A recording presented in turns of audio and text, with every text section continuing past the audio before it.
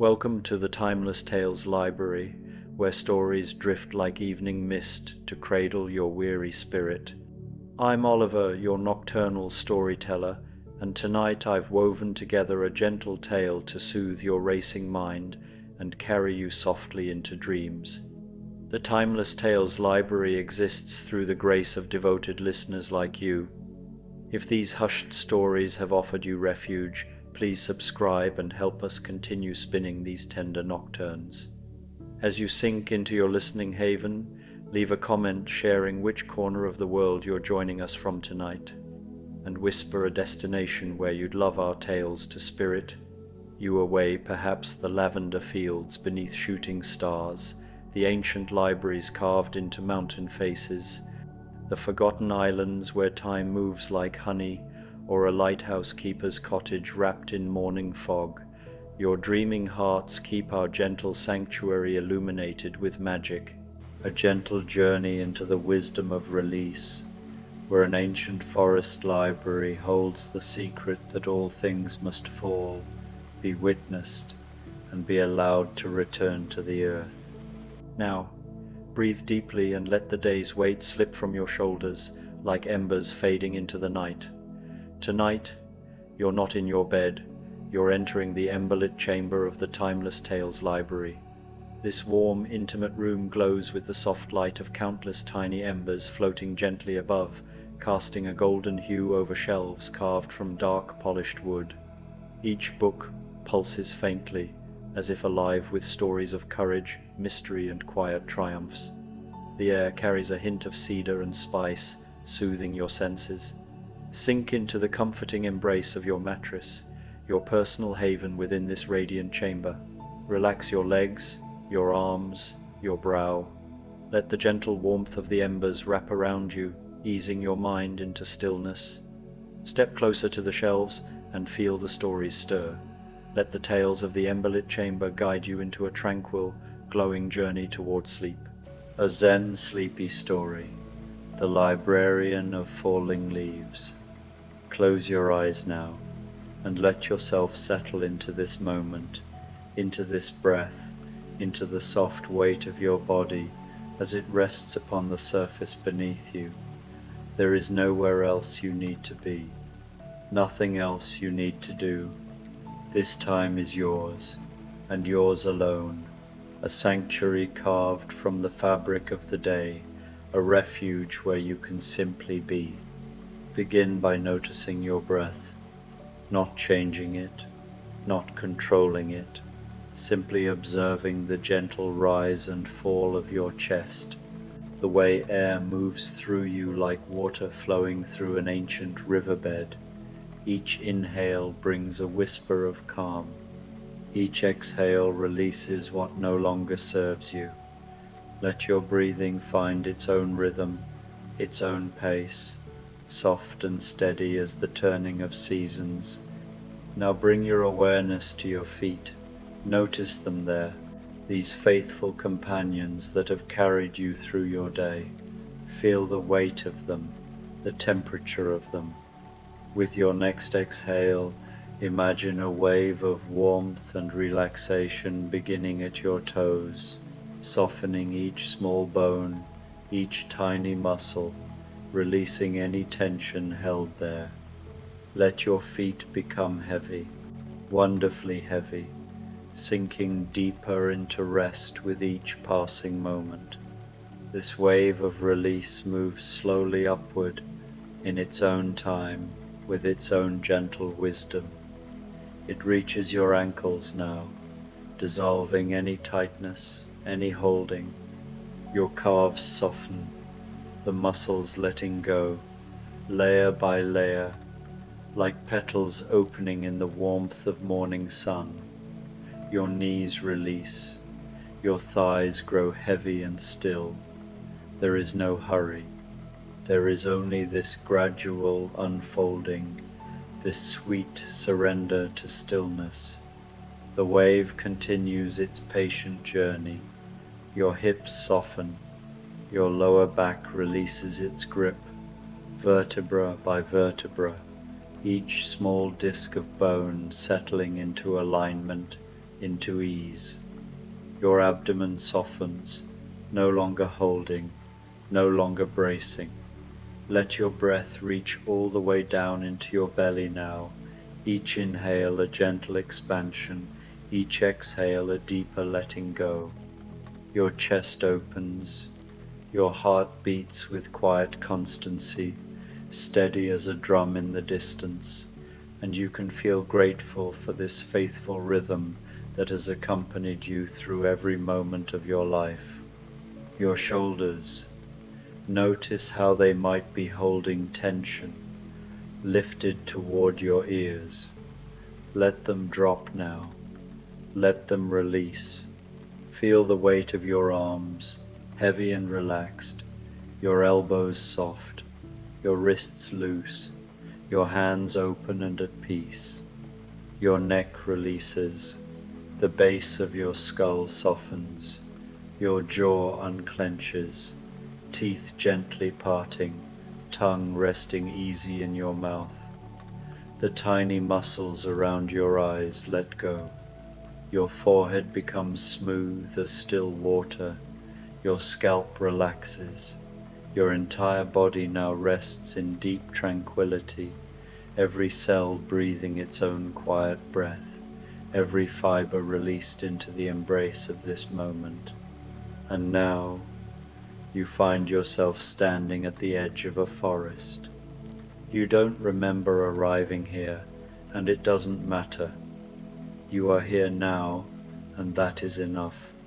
The season is autumn, deep autumn, when the world prepares for its long sleep, when everything that has grown throughout the year begins its gentle return to the earth. The air is cool against your skin, but not cold, refreshing, alive with the scent of fallen leaves and damp earth, and something else, something subtle and sweet, like honey mixed with wood smoke.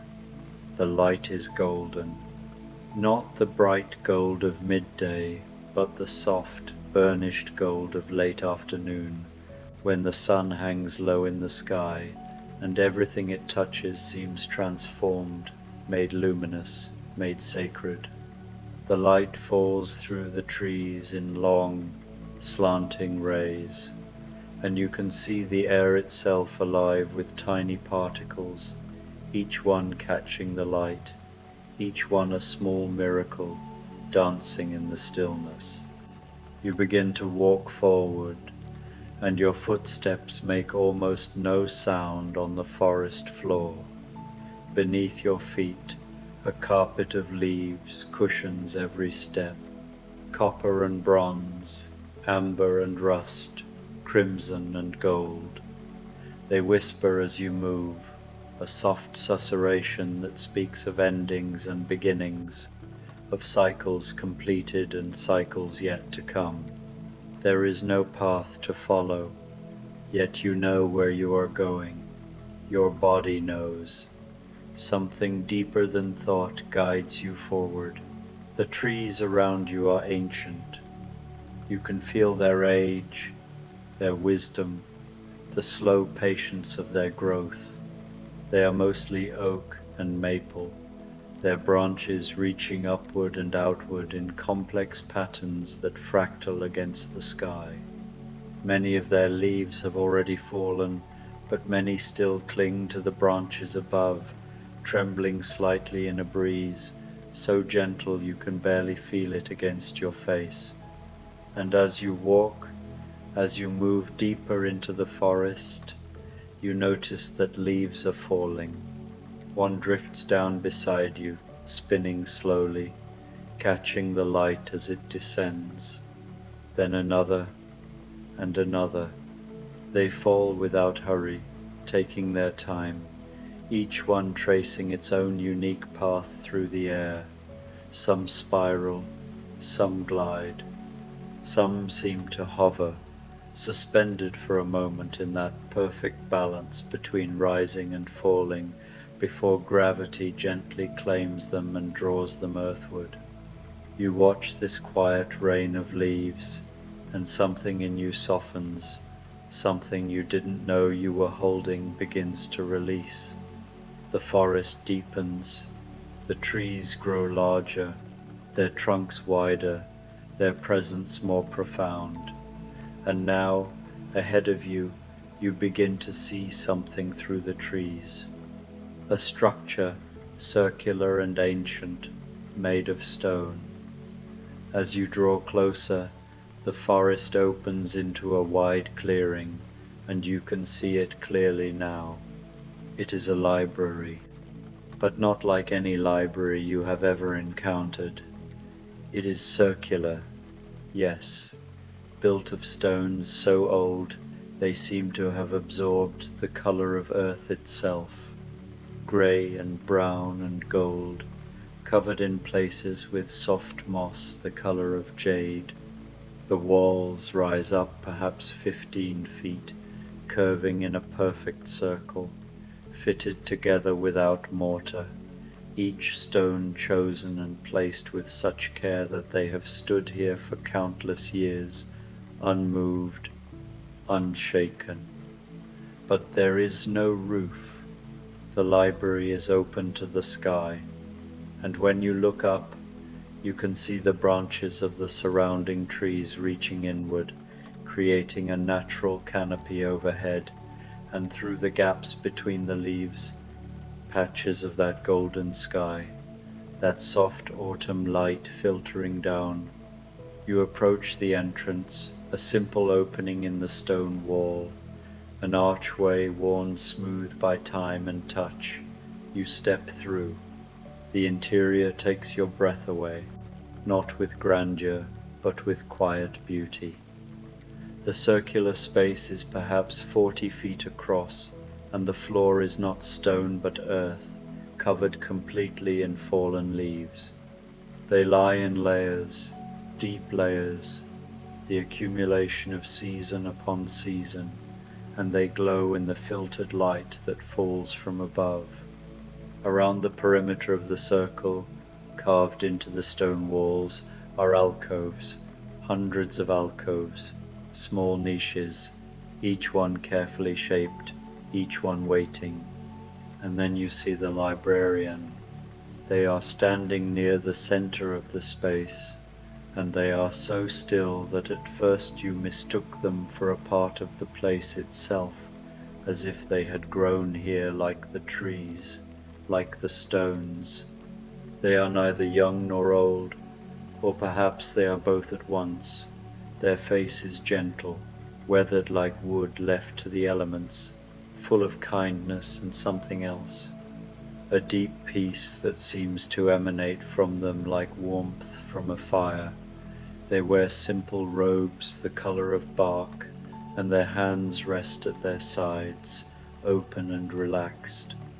They notice you, and they smile, a small smile that reaches their eyes and makes tiny lines appear at the corners. They do not speak immediately. Instead, they gesture gently upward, inviting you to look. You raise your eyes and watch as a leaf detaches from one of the branches overhead. It is a maple leaf, 5-pointed, the color of burnished copper with veins of gold running through it. It begins its descent, spinning slowly, catching the light, and the librarian watches it with complete attention, their entire being focused on this single falling leaf as if nothing else in the world exists. As the leaf falls, the librarian's eyes follow it, reading it, their gaze moving over its surface, its shape, its color, the way it moves through the air. And you understand, somehow, without words, that they are truly reading it, reading the story, written in its veins, in its edges, in the pattern of its descent. They are reading the tree it came from, the branch that held it, the season that shaped it, the sun that fed it, the rain that nourished it. They are reading the entire cycle of its existence. compressed into this single moment of falling. The leaf touches the ground, coming to rest atop the layer of leaves already there, settling into its place with the softest whisper. And the moment it touches down, the librarian's gaze releases it. They look away, their attention already moving upward again, waiting for the next leaf to fall. They do not reach down to pick up the leaf that has just landed. They do not try to preserve it, to save it, to hold on to it. They simply let it be. Let it rest where it has fallen. Let it begin its slow transformation back into earth. You stand there, watching, and the librarian finally speaks. Their voice is soft, barely above a whisper, yet it carries clearly through the circular space. Welcome, they say, to the Library of Falling Leaves. You want to ask questions, but something stops you. The air feels too sacred, too full of quiet meaning for unnecessary words. So you simply nod, and the librarian continues, their voice measured and calm.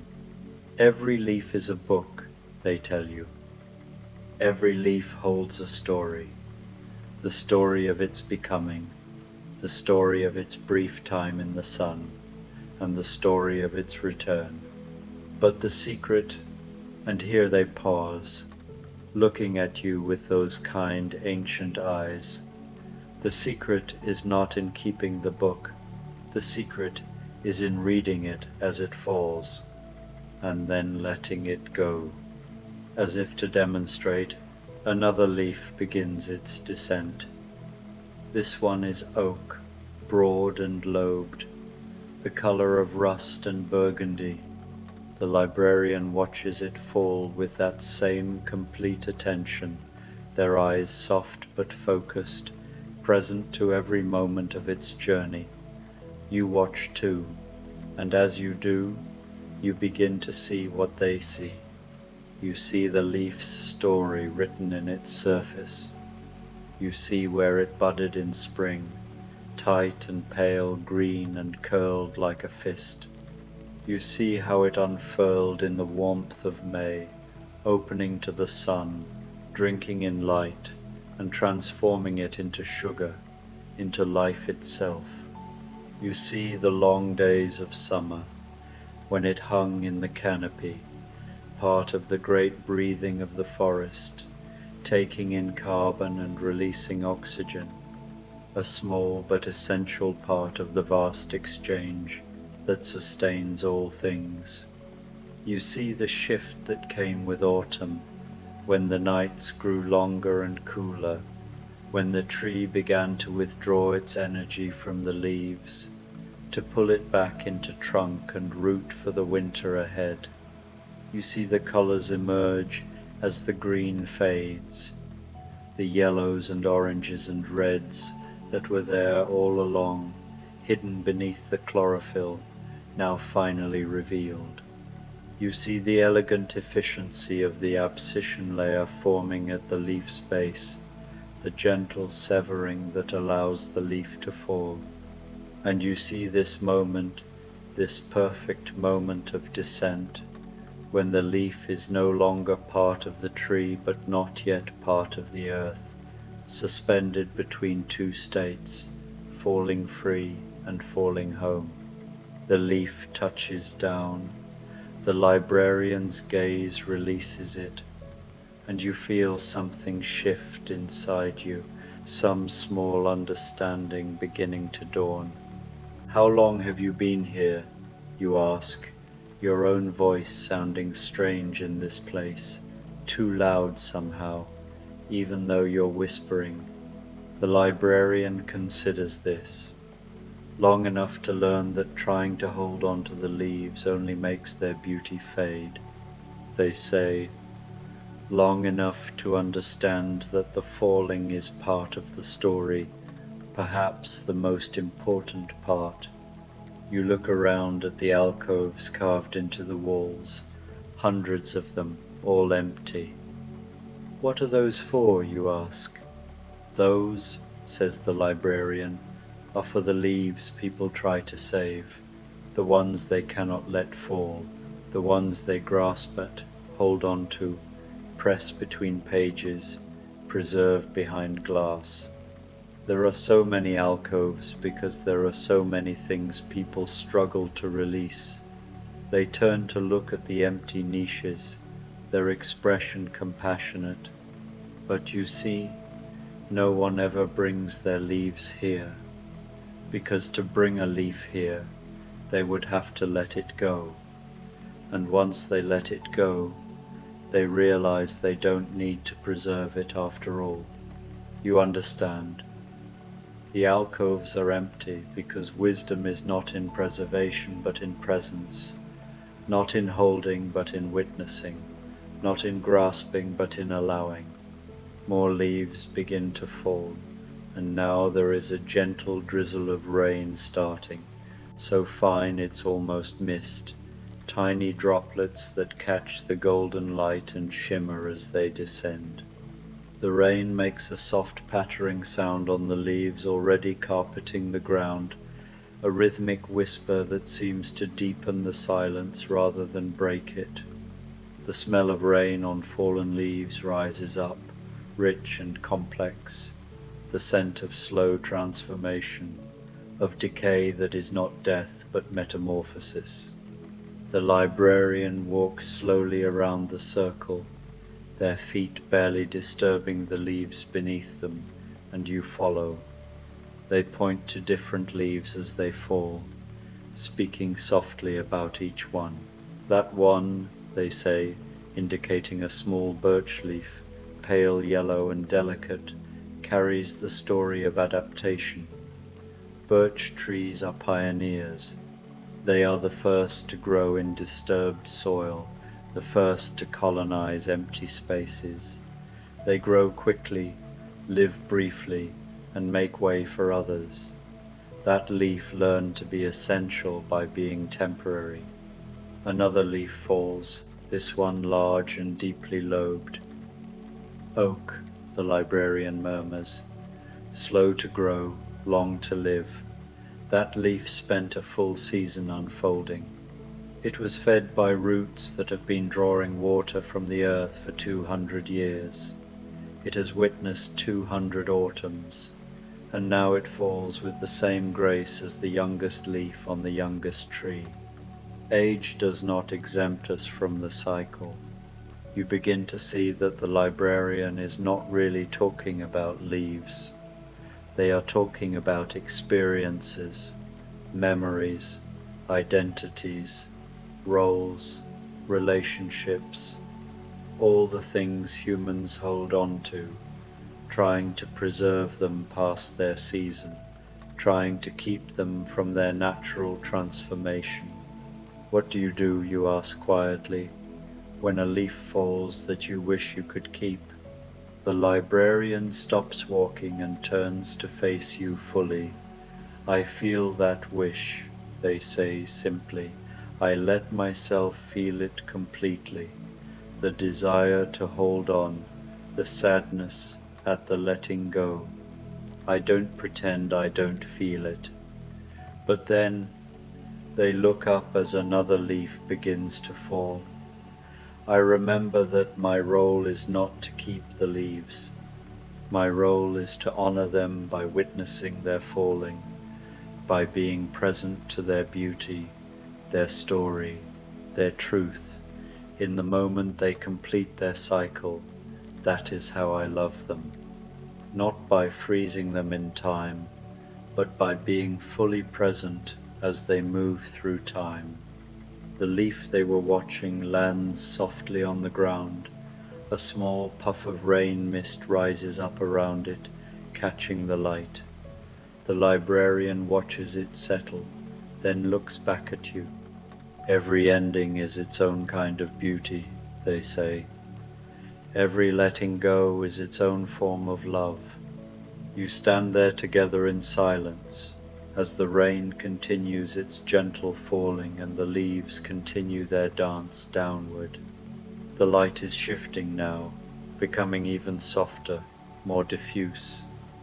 As the afternoon moves toward evening, the golden light is tinged with amber, with rose, with the colors of the ending day, and you realize that the day itself is a leaf falling from the tree of time, completing its cycle, returning to the earth of memory. The librarian moves to the center of the circle and sits down on the carpet of leaves. They gesture for you to join them, and you do, settling onto the soft layers of fallen foliage.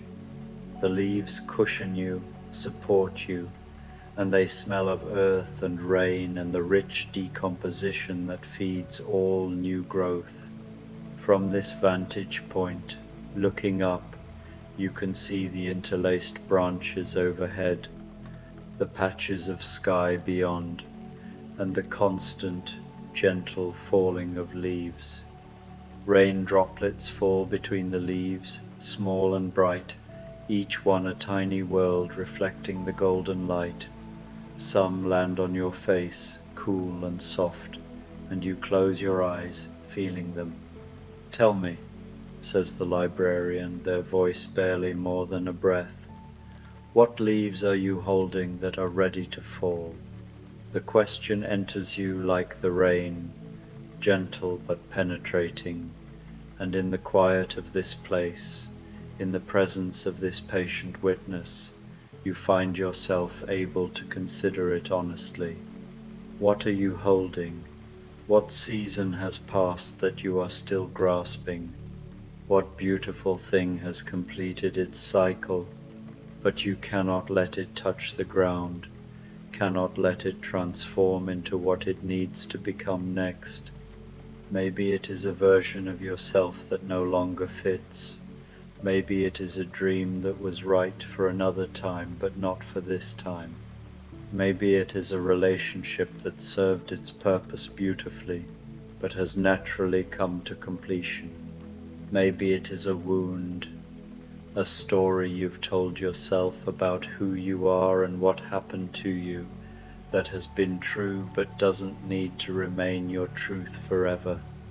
Maybe it is simply yesterday, and all the yesterdays before it, held so tightly that you cannot fully open your hands to today. You don't have to answer aloud, the librarian doesn't need to hear, but somewhere inside you, something is being acknowledged. Some leaf is being seen, truly seen, perhaps for the first time, and in the seeing, the first loosening of the grip. The leaves don't fall because they have failed, the librarian says softly. They fall because they have succeeded. They have completed their purpose. They have drunk the sun and danced in the wind and contributed to the life of the tree. And now they fall so that the tree can rest, so that the energy can return to the roots, so that spring can come again. The falling is not failure, it is fulfillment. Another leaf spirals down through the rain-misted light. Another small completion. Another tiny ending that is also a beginning.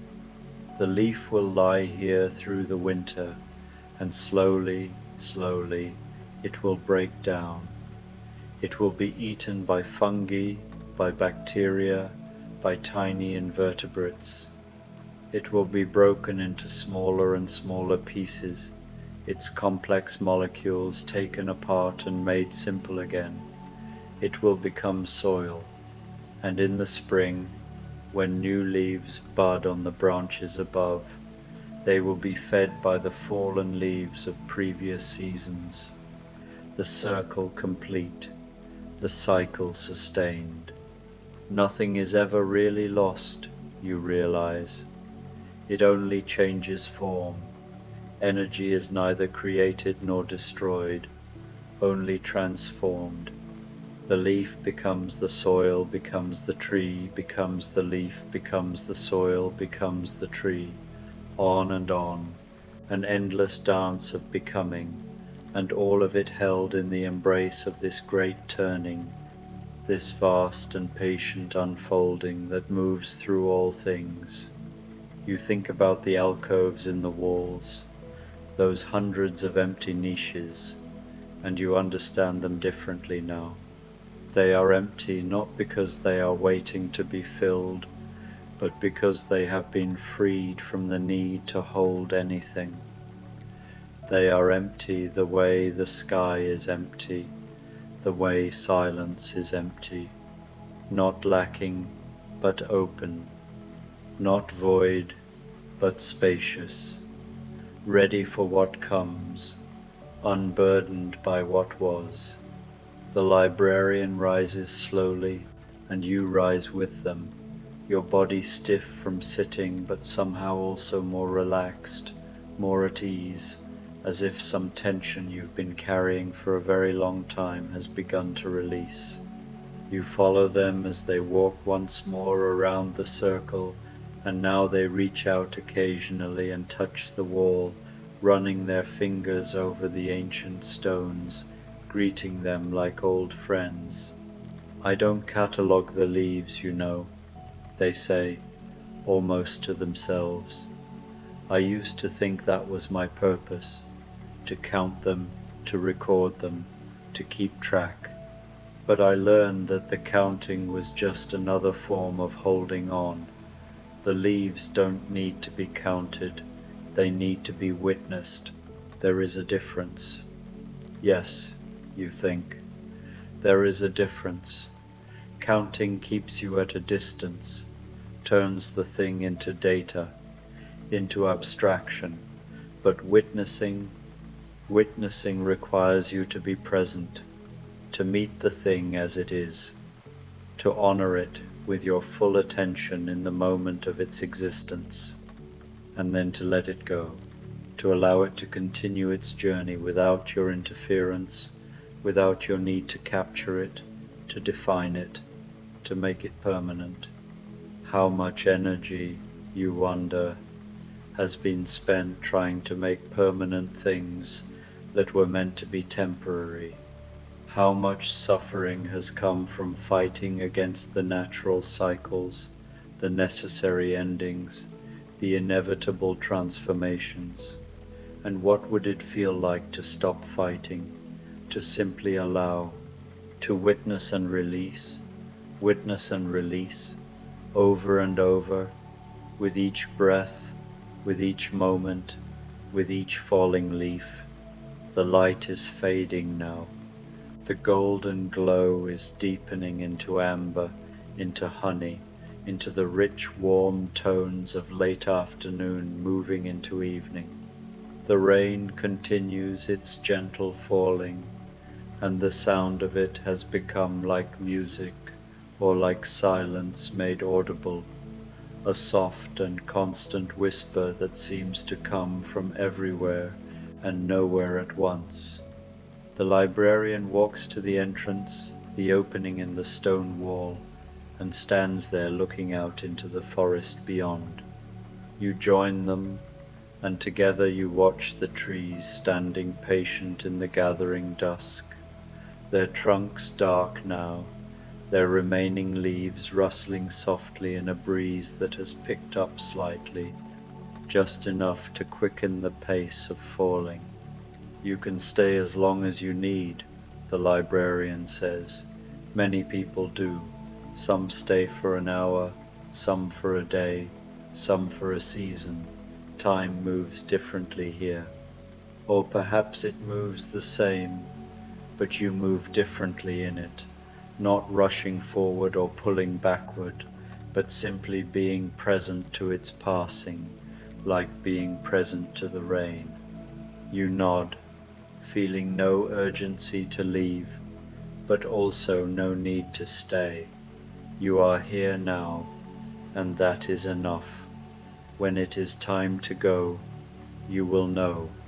The knowing will arise naturally, like a leaf knows when to fall. "Is there anything else you need to teach me?" you ask.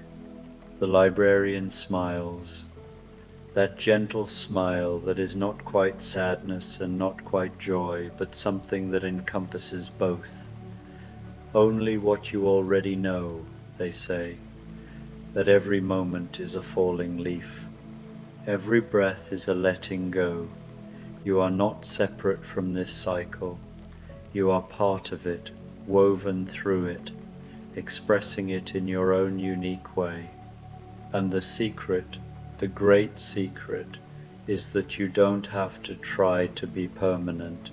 You don't have to fight against the falling. You can trust the ground. You can trust that when you let go, you will be caught, held, transformed into something new. They turn to look at you directly, and in their eyes you see such compassion, such deep understanding, that you feel tears rise in your own eyes. Not tears of sadness, exactly, but tears of recognition, of relief, of coming home to a truth you've always known but forgotten somewhere along the way. The leaves are falling, the librarian whispers. They have always been falling, and it is beautiful. It is all so beautiful. You stand together in the entrance, watching the forest and the falling rain and the falling leaves, and you feel yourself falling too, in a way, falling into this moment, falling into acceptance, falling into the peace that comes from surrendering to what is, rather than grasping at what was or reaching for what might be. And slowly, gradually, you begin to understand that you don't need to remember all of this. You don't need to hold on to these words, these images, these insights. They are leaves too. They can fall.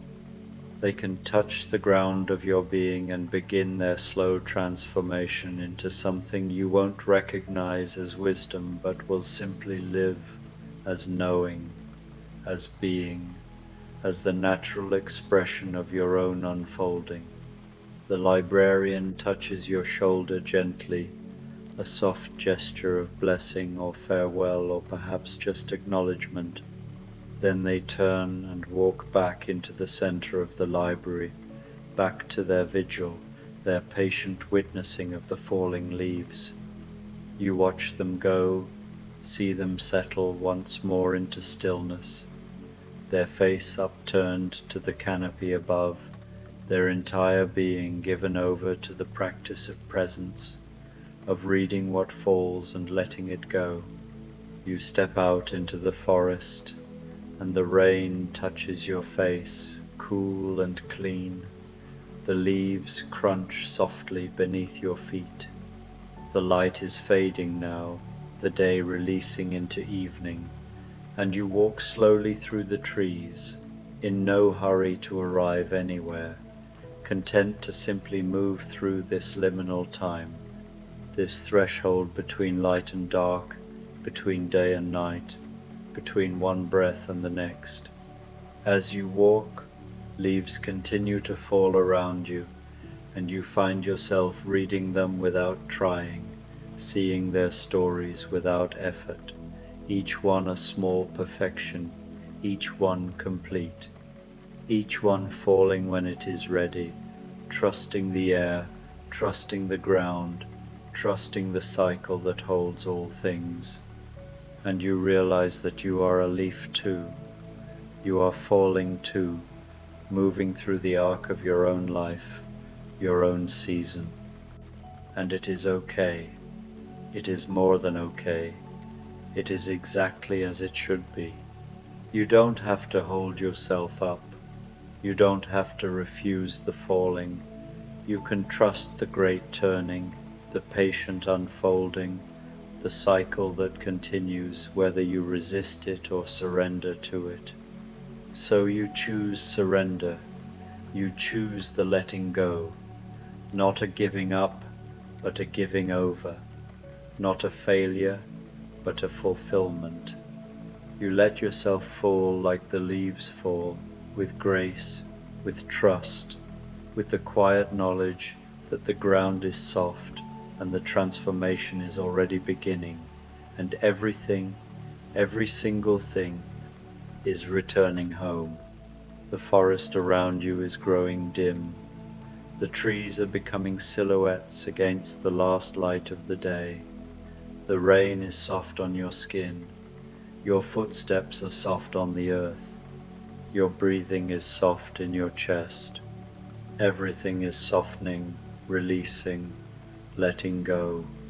And as you walk deeper into the forest, deeper into the gathering dark, you feel yourself becoming lighter. Not light like you might float away, but light like a burden is being released, like something you've been carrying for so long you forgot you were carrying it is finally being set down. The leaves are falling, you are falling, everything is falling, has always been falling, will always be falling, and there is such peace in this recognition, such rest, such profound, abiding rest. Your eyes are closing now, or perhaps they have been closed for a while and you're only now noticing. Your body is so heavy, so relaxed, so completely surrendered to the surface that holds it. You can still hear the rain, or maybe you are imagining it, or maybe there is no difference between hearing and imagining in this place, between waking and sleeping. You can still see the leaves falling, falling, endlessly falling, each one a small and perfect letting go, and you are falling with them, falling softly, falling safely, falling into sleep, into dream, into the deep rest that comes from releasing your grip on the day, on yourself, on everything you thought you had to hold together. Let yourself fall. Let yourself rest. Let the ground catch you and hold you and transform you into whatever you need to become next. You are safe. You are held. You are exactly where you need to be. The leaves are falling. You are falling. Everything is falling home. And it is beautiful. So beautiful. Let go now. Let go. The library is behind you. The forest is around you. The night is coming, and you are falling so softly into sleep, into peace, into the deep and dreamless dark where all transformations begin. Rest now. Rest. The leaves know the way. Follow them. Follow them down. Down into the soft earth. Into the silence, into sleep, sleep,